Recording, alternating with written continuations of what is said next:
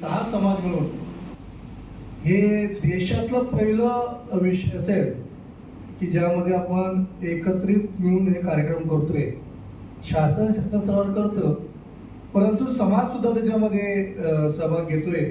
एक उल्लेखनीय बाब आहे प्रत्येक विषयामध्ये, म्हणजे क्षेत्रीय आयोजन समितीपासनं क्षेत्रीय मार्गदर्शन समिती, व्यवस्था 26 प्रकारच्या व्यवस्था समिती, त्यानंतर जिल्ह्यामध्ये जागरण समिती, प्रसिद्धी समिती, प्रचार प्रसिद्धीची समिती आपण निर्माण करतोय.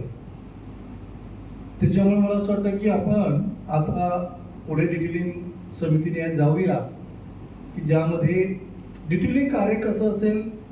आता आपली शासनाची एक समिती निर्माण झालेली आहे व्यवस्थामध्ये आणि समाजाची पण झाली. पुढे चालून या समिती आपल्या वेगळ्या बसतील आणि प्रत्येकाचं मायन्यूट प्लॅनिंग करतील. उदाहरण म्हणजे मंचाची व्यवस्था समिती जर असेल, मंच समिती असेल, तर मंचावर काय काय वस्तू लागतात, कसं राहील, कसं काय काय राहील, बॅकड्रॉप कसा राहील, चेअर कशा राहतील, किती चेअर लागतील, तिथे काय दिलं जाणार आहे, कसं काय